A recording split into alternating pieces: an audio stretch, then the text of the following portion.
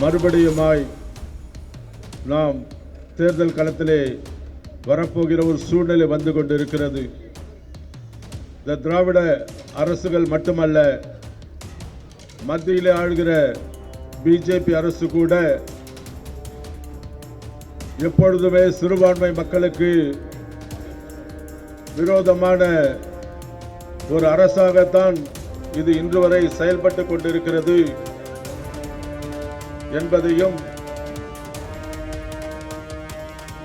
மத்தியிலே ஆளுகிற அந்த மதவாத பிஜேபி அரசு தங்களுடைய கரசேவை என்று சொல்லக்கூடிய அந்த மக்களுக்கு அந்த ட்ரெயினிலே ஏற்பட்ட அந்த கடுமையான சூழ்நிலையிலே, குஜராத்திலே ஏற்பட்ட கலவரத்திலே பில்கிஸ் பானு என்ற அந்த அருமையான ஒரு இஸ்லாமிய சகோதரிக்கு ஏற்பட்ட கொடுமையான வழக்குகளிலே 2002 ஏற்பட்ட அந்த கடுமையான அந்த குற்றத்துக்காக 2018 அவளுக்கு நீதிமன்றம் ஆயுள் தண்டனை விதித்த அந்த சிறைவாசிகளை, அந்த இந்து சிறைவாசிகளை, இஸ்லாமியர்களுக்கு விரோதமாக ஒரு பெண் என்று பாராமல் அவள் கர்ப்பமாய் இருந்தபோது அவள் குழந்தையை சிதைத்து எவ்வளவு மோசமான காரியங்களை செய்த அந்த 11 பேரையும் இவர்கள் ஆட்சிக்கு வந்தபோது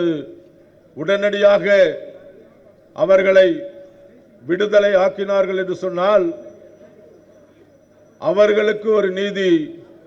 ஆனால் தமிழ்நாட்டிலே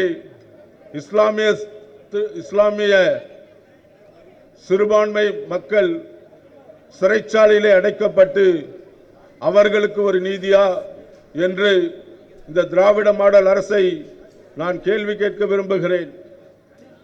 அங்கிருக்கிற நீதிமன்றம் ஒன்று, இங்கிருக்கிற நீதிமன்றம் வேறா? அங்கிருக்கிற ஆட்சியாளர் வேறு, இங்கிருக்கிற ஆட்சியாளர் வேறா? அவர்களுக்கெல்லாம் தனக்காக பேசின மக்களுக்காக உதவி செய்ய வேண்டும் என்ற நிலை அவர்களுக்கு இருக்கிறது.